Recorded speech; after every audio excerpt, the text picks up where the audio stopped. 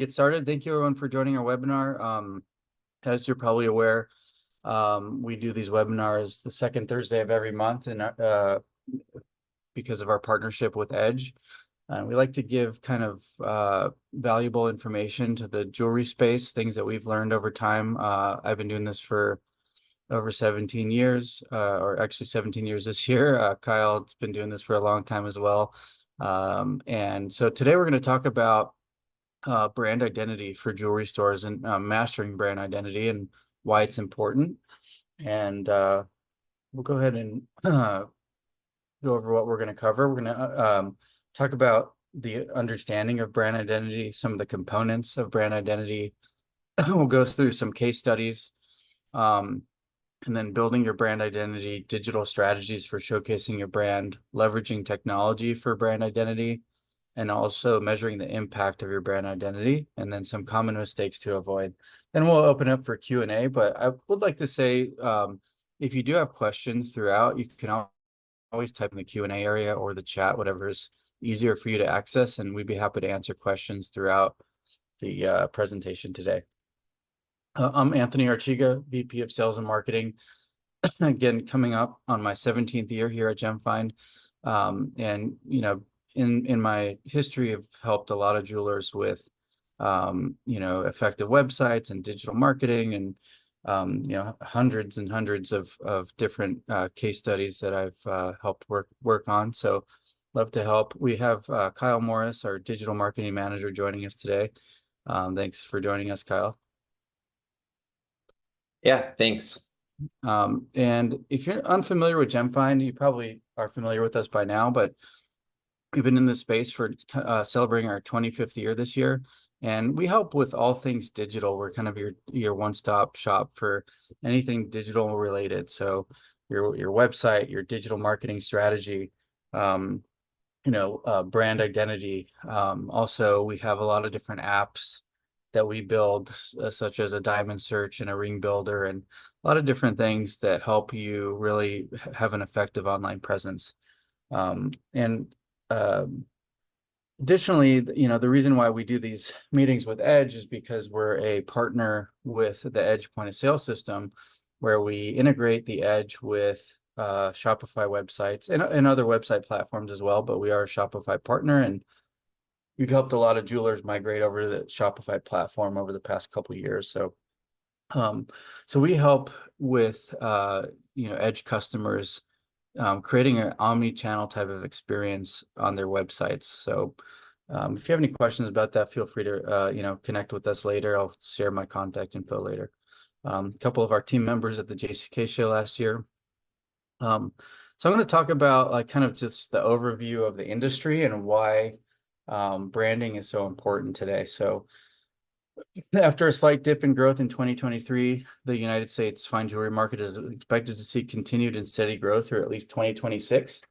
So good news there. 11% growth projected through 2024. And this is really what's important, and why we want to talk about this today, because by the year 2040, as much as 95% of shopping will be facilitated by e-commerce. So why is that important?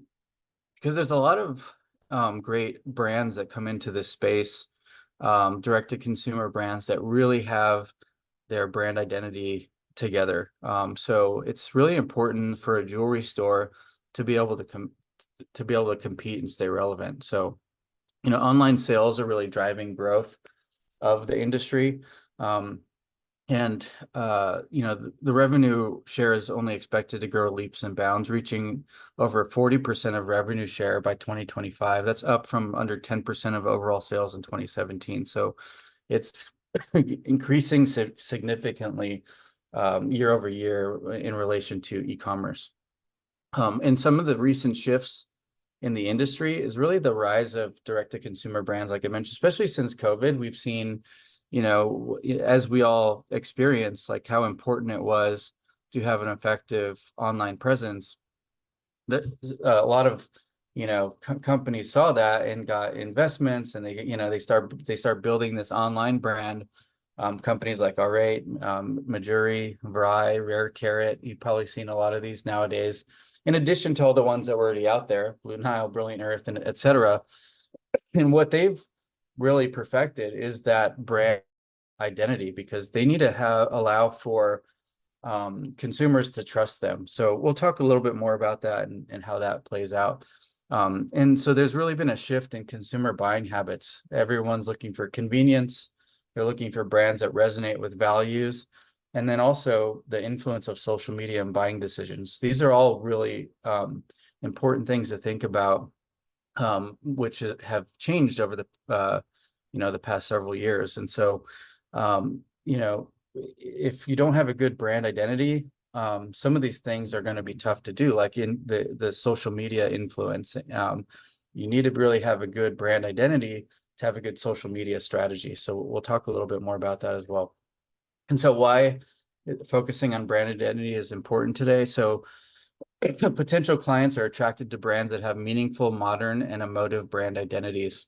Not only does strong branding increase brand recognition and loyalty, it increases the perceived value of a brand. So, some people are like, how do you quantify that branding is really going to do anything for you? But it really increases the perceived value.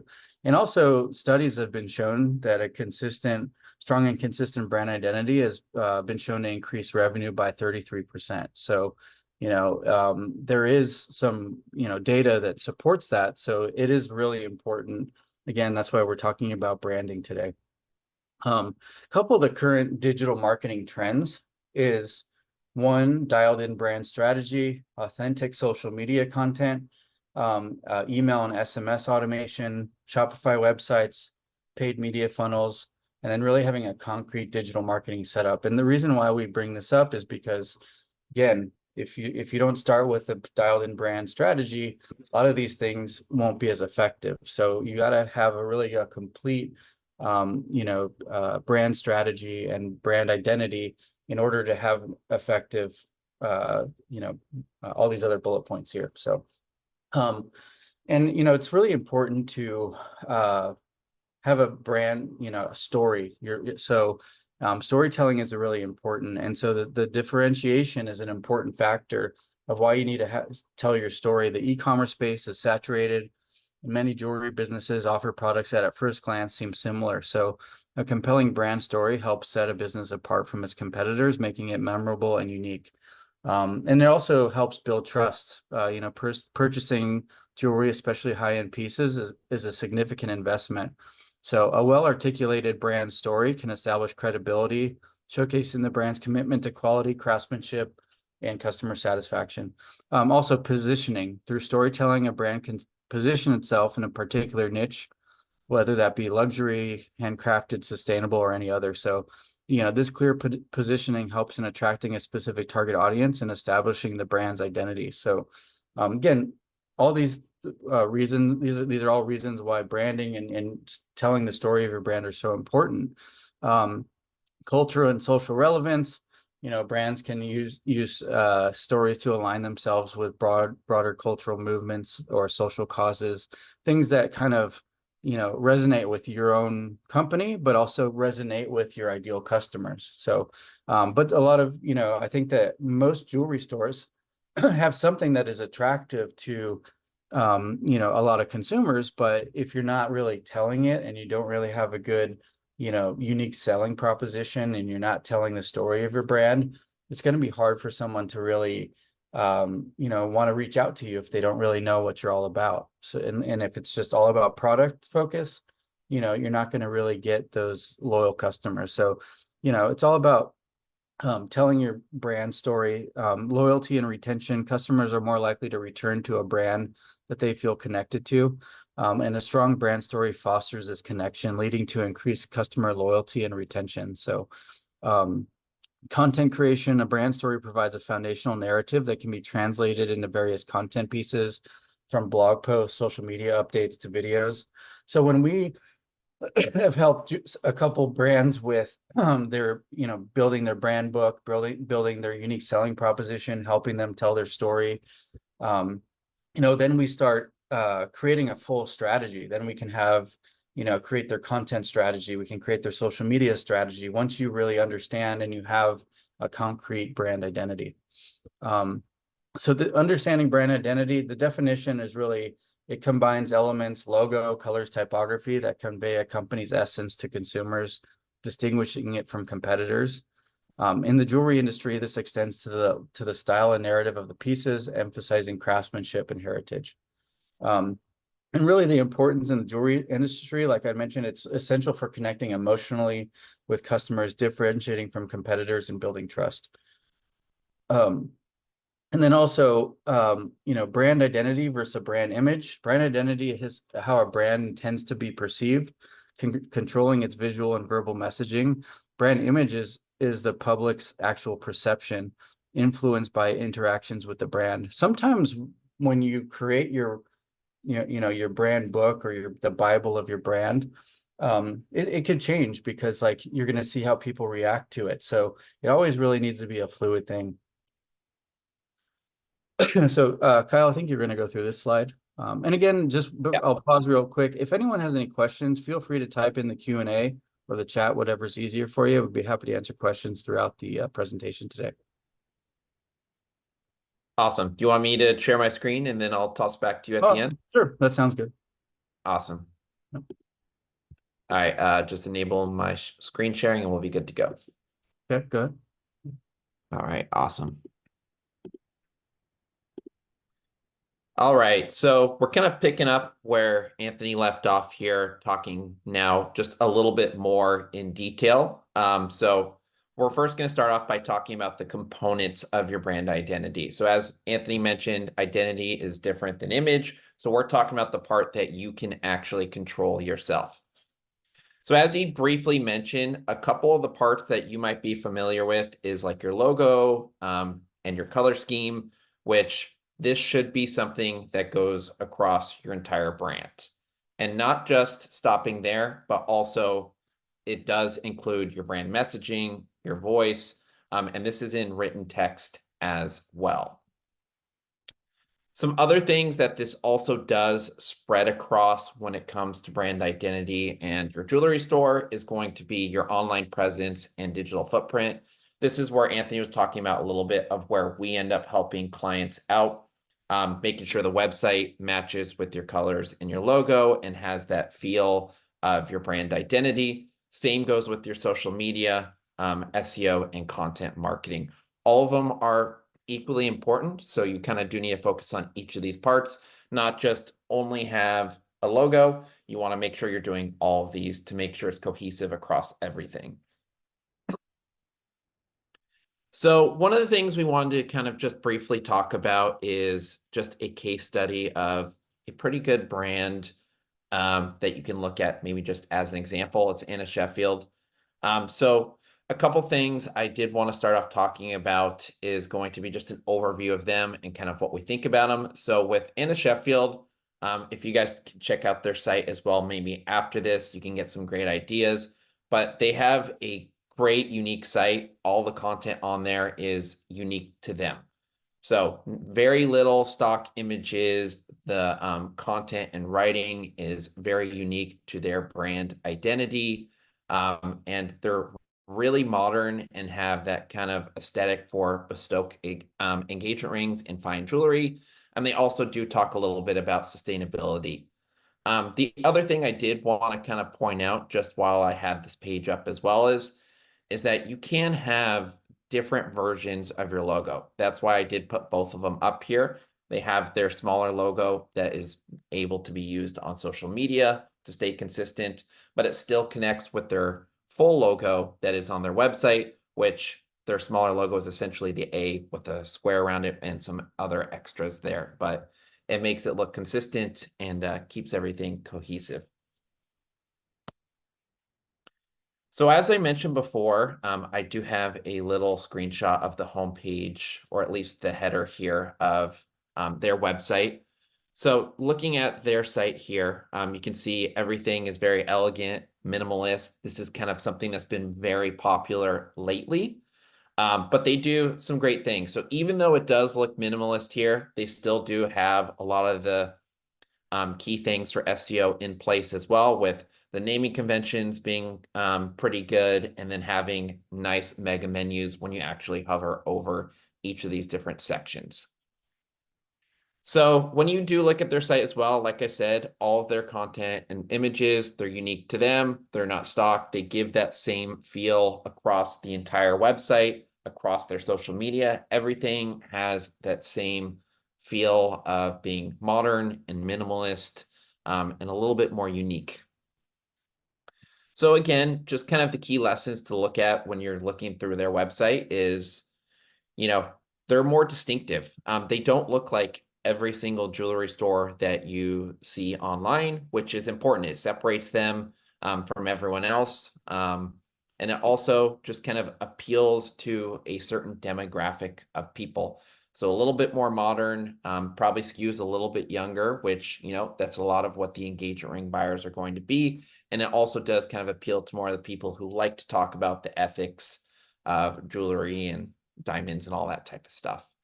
But what is really important about it is that this does help with your online sales, but not only that, but in person as well. So let me try to go to the next one here. So building your brand identity. So as Anthony mentioned before, you kind of need to have some sort of unique value proposition. So what you need to think about when building your brand identity is what makes you different. Most of the jewelry stores we talk about, there's not a lot that ends up setting them apart, at least in terms of their brand. That's when they need to kind of think about, doing some sort of rebranding or think more about their brand identity. Is it the prices that set you apart? Is it the custom jewelry? Is it the selection of gems? There's a whole bunch of different angles you can have to set your business apart. And what you got to do is figure out what that is and lean into it. So when crafting your brand story and messaging, you do want to kind of build some sort of emotions with it. It's not just sell, sell, sell to the client. You need to kind of be speaking with them with your value proposition in mind. So you need to think about, hey, if let's say colored gemstones are what sets us apart, that's our specialty, that's what we're going to lean to. A lot of your messaging and things should be pushing people towards that and talking about your expertise specifically in that niche of jewelry.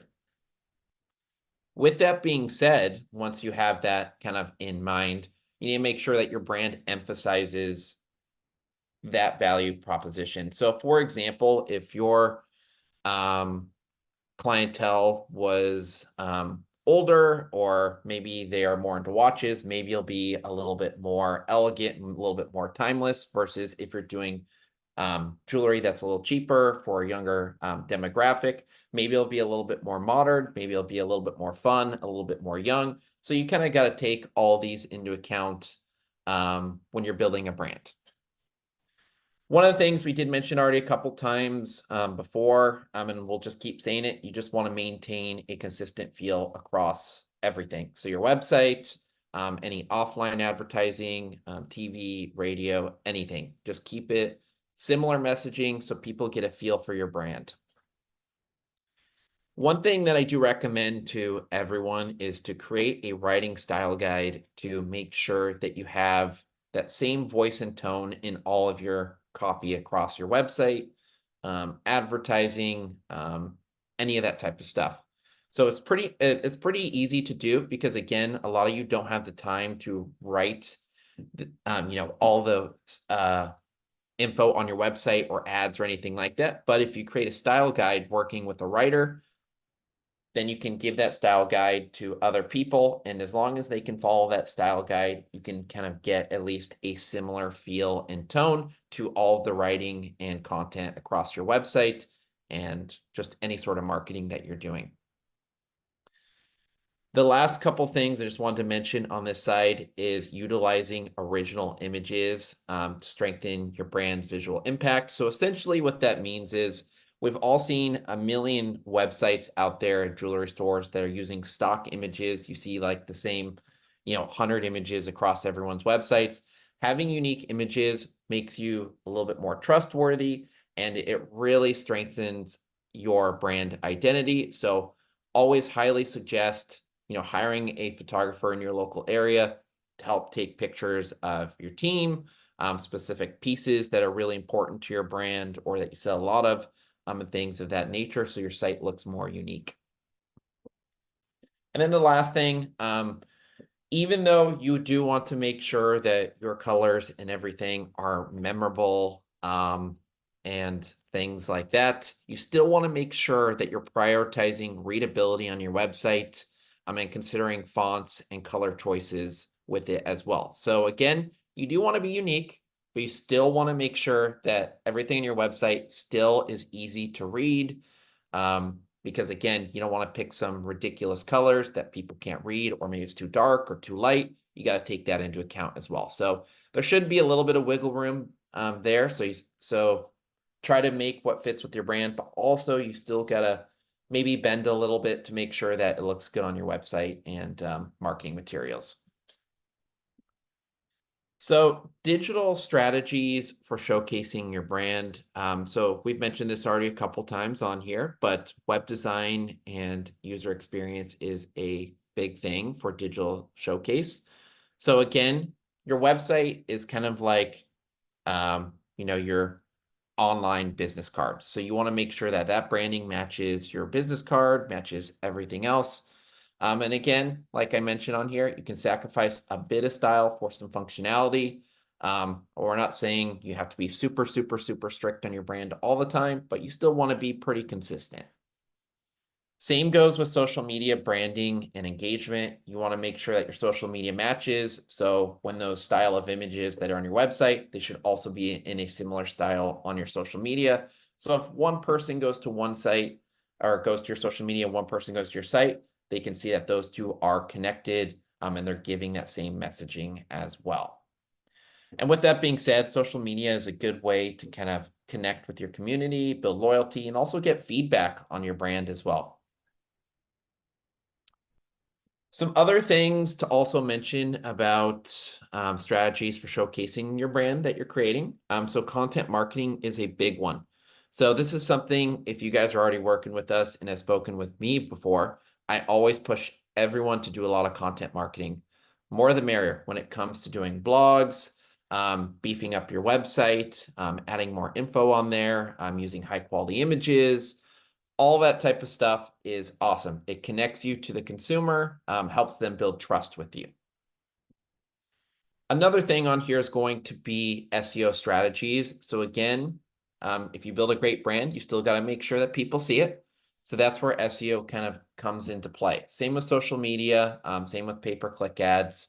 You want to make sure you get your content in front of everyone. Again, just another reminder, sometimes you will have to sacrifice a little bit of the brand identity to make sure it is optimized for SEO, to make sure that you do show up at the top of Google there. This is really important. This is something I think all you guys could probably use. Almost every jeweler seems to kind of need a little bit of these tools. At least one of these usually will help everyone. But these are a couple tools that could help you get your brand identity in place. The first of which is 99 Designs. So they specialize in logo designs. So essentially what you do is you let all the different designers on the site know, hey, this is what I'm looking for. This is what I want the feel to be. These are the colors I had in mind. And essentially they will come back with a bunch of different logo options. You'll pick which designer you like best. And then from there, you'll continue to work with that designer to kind of hone in your brand. They also do, I believe, just like more in-depth packages as well for like business cards and things like that if you need help with those things. So pretty good resource. Another one would be Shopify. So we are Shopify partners. Shopify is a great option if you are looking to be one of those jewelry stores that wants to sell online at some point. Maybe you're not there just yet, but maybe in a year or two, you want to do it. Now would be the time to jump on the Shopify to start building that brand and make sure in a year or two, you can start getting those sales online. The next thing would be content creation. So as I mentioned before, that could be like blogs or more text on your website, ebooks, anything like that. But we've mentioned this before, but ChatGPT is always a good option. Essentially, what I typically tell people to use it for is if you need to get more content on your website. So if you need help writing an About Us page, or if you need help writing or creating that writing style guide for you, great for those. It's an AI tool. You ask it questions, it gives you output. Again, it doesn't do everything for you, gets you about 80% of the way there, but 80% of the way there still is super helpful. This is another tool that I think more people need to use is the site colors. They have two different tools that I'm actually listing here. One is a color palette generator. So that's mostly what the website is used for. So you can generate awesome looking color palettes. So you can select, hey, maybe we want 2 colors or we want 5 colors. And then you can kind of shuffle around and look for the color palette that works for you. And then what you should be using that in tandem with is their color contrast checker. So what this essentially does is it checks the different colors to make sure that they are readable when you have it on a website or on any sort of marketing material. So, you don't want to pick brown and black. If you put that in that contrast checker, it'll probably give you a really low score. But if you do maybe like white and a dark blue or something, it might be easier for people to read. So this is the next thing I know that a lot of people have questions about when it comes to your brand identity. It's going to be, how do you actually measure the difference that it made? So this one is pretty tricky to be open and honest about. So as Anthony mentioned, there have been studies that do show that it really does move the needle in terms of your business and revenue. But it's not as always so easy to track. It's not like ads where we can simply see dollars in, dollars out, or we can see conversions or impressions. But instead, you're just going to have to kind of monitor your website traffic, your social media engagement, and any feedback you're getting from your customers, essentially. So it's not really as tangible as a lot of other things when it comes to marketing, but still is super, super important. All right, so on to common mistakes to avoid. So this is something that I really did want to kind of join this webinar to really talk about it, because these are things I see all the time with clients. The number one thing I see across all of our clients when it comes to their branding and websites and everything is lack of original images. I've said it a couple times already, and I just want to reiterate again how important this is. You don't want to be using stock images. Most consumers can tell when they're stock images, and if not, they might, and when they're shopping around, they might notice that same image on other websites. It's pretty much like I said, it's like the same 100 photos I tend to see across everyone's websites. So try to invest as much as you can into getting a photo shoot done, getting real images on your website. It really helps and really builds trust. Another thing I notice a lot, which is actually a little surprising, but is inconsistent logo usage. So what I mean by this is clients will use different versions of logos on different places. So their storefront might have one logo, their website might have another logo, their Facebook might just have a picture of a ring as the logo, their Google My Business might have a different thing listed as the logo.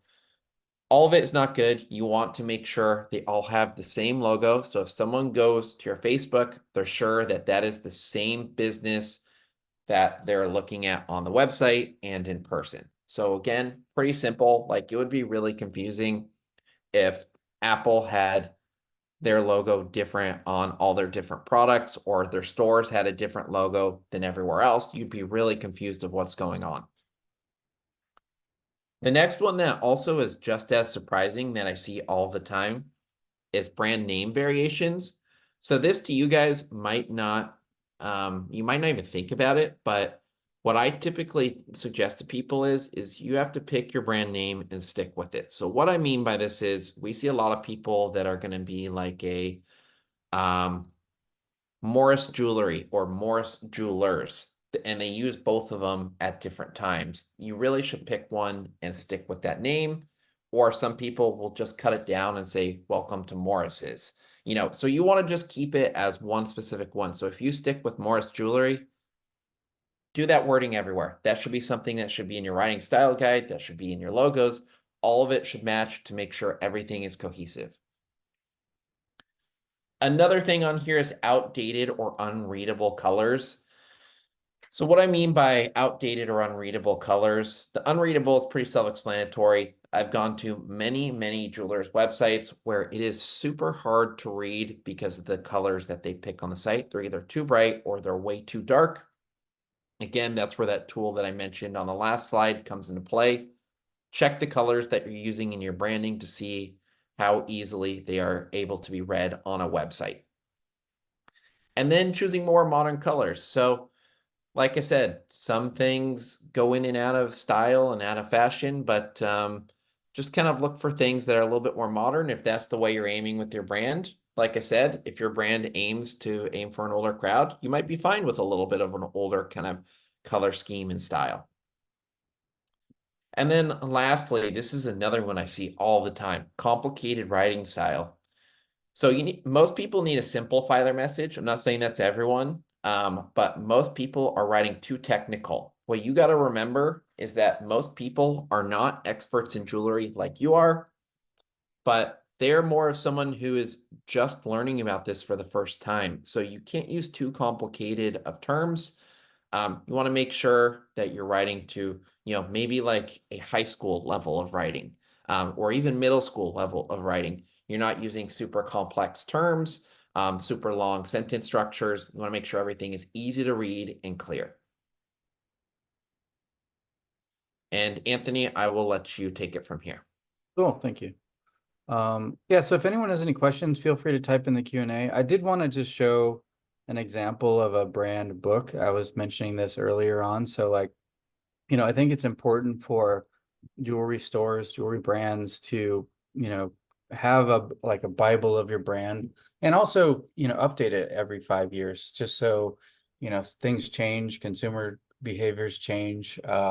Doesn't have to be like a full, crazy redesign or anything, but what a brand book offers is, your mission statement, your color palette, your brand voice, your logo. So I'll go into some of these. So, the mission statement of this direct-to-consumer brand that we help with: to inspire moments of happiness and celebrations with our meticulously crafted fine jewelry, while redefining the jewelry buying experience for our clients within their budget and above their expectations. So having a very specific mission statement can help give you the right message, or the right basically strategy to disseminate across all of your channels.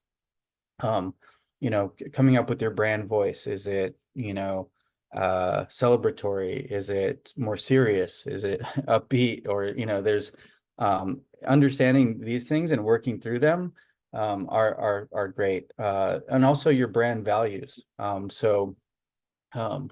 The brand values are great because it allows the consumers that you're marketing to, or your ideal customers, again, resonate with your values. And so, some of their other values that they mention is integrity and transparency, sustainability, inclusivity, different things like that.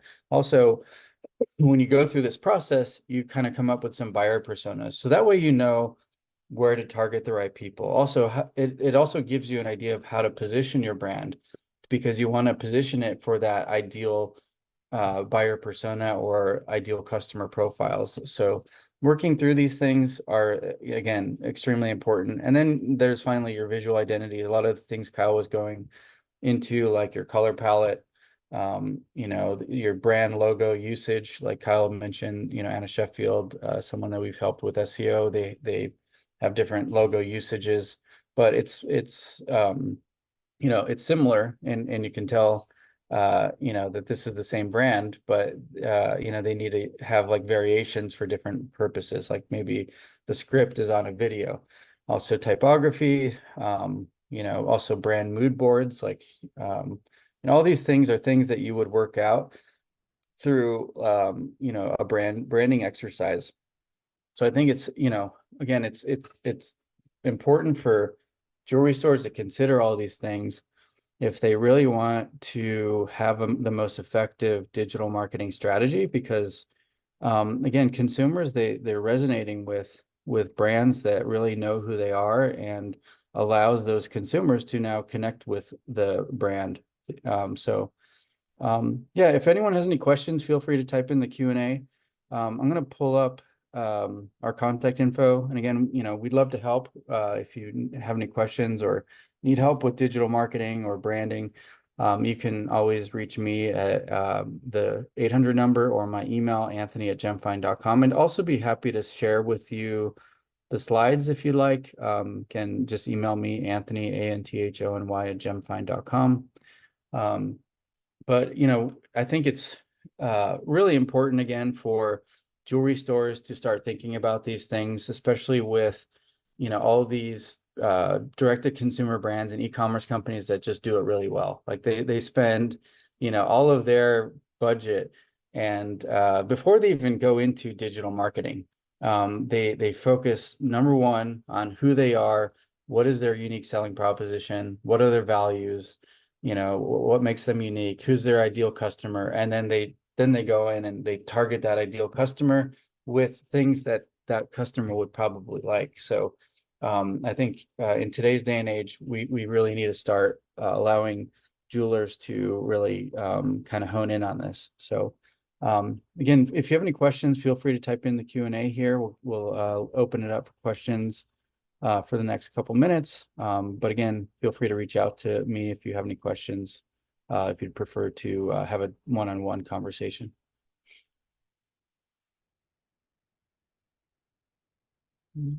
Awesome. And, I think it might be good while we have people on here, if people are asking for questions, that I can show a couple of these tools maybe for them as well, of things that can help them. Sure.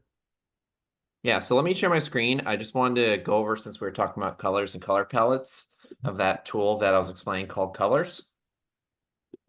So just to give you guys a little example, so this is what the tool looks like. It's pretty awesome. You can see it gave me a whole bunch of options of colors, and all I do is hit spacebar and it gives me different options. So what's really cool about this is let's say I really liked this orange color. I click this lock button and I click space again, and it'll change the other colors, but lock that one in and find colors that works with that main color. So again, if you guys had a general color in mind or that you already use for your business, but you don't have any secondary colors or anything like that, you could use a tool like this to come up with others that might work with it.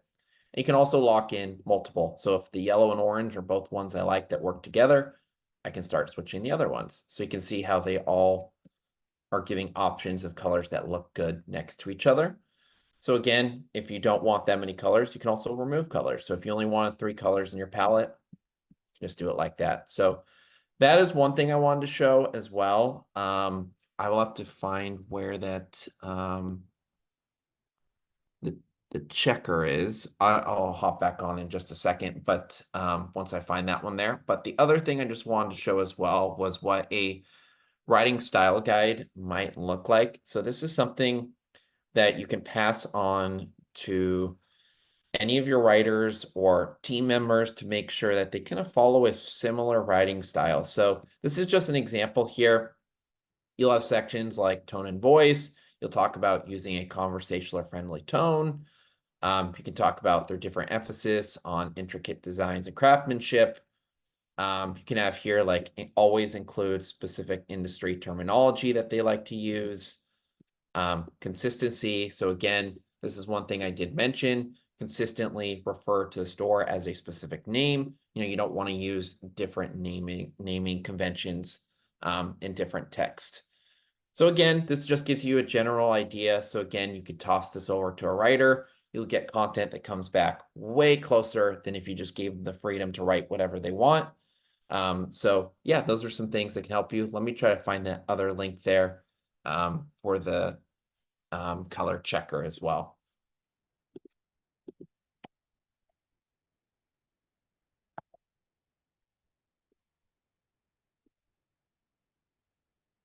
All right, here it is.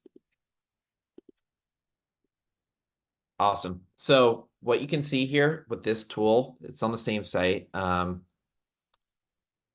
it's colors.co/contrast-checker. So what you'll see is you put in a color, your text color and your background color, and it'll give you a score of how easy it is to read.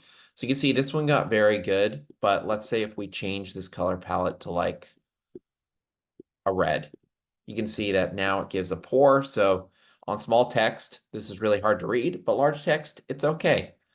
So again, when you do come up with a color palette, you want to make sure that everything is easily able to read. So as you can see here, this one again, large text is good, small text is bad, but let's say if maybe I made it darker, made it down to black, you get great across all of them essentially.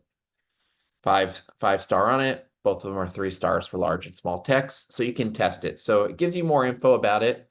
So what this is based off of is web accessibility guidelines. So pretty cool to play with. Make sure your brand colors are easy to read. But yeah, those are kind of just the general tools I wanted to show that would help you out. The other one would be ChatGPT. So that one you can go to OpenAI or ChatGPT and Google either of those. You'll find it. This is where it is. You can sign in. There is a free account. Again, it'll help you output content. So if you need help with writing stuff, it's great. Awesome. That's kind of what I want to share. Anthony, if you had anything else you wanted to tack on. Yeah, the service is free. So you can go in there, generate palettes. And what's awesome is you can export your palette into a PDF once you decide on it. So you can just save that in your Google Drive or on your computer or send it over to designers or anything like that. So they have the exact color codes. So it's awesome. Super great free tool, both of those different ones, the contrast checker and the actual generating of the colors. Great. Any other questions at all? Thanks, Tim, for the question. Give it about another minute or so. Do you recommend chat function for free or business edition? We'll leave that one for you, Kyle. For ChatGPT. So if we're talking about ChatGPT, it just depends how much you're using it. So with ChatGPT, typically the paid version is going to be better because you get access to a more up-to-date and newer model of it. So the content that it outputs will be a little bit better. But you can try out both and just see. Either way, it's cheap. ChatGPT is like $15 a month, I think. So it's not very much. So I would suggest just getting the paid one at that point, especially if you're going to use it more than once or twice a month. Awesome. Any other questions at all? Feel free to type them in the Q&A.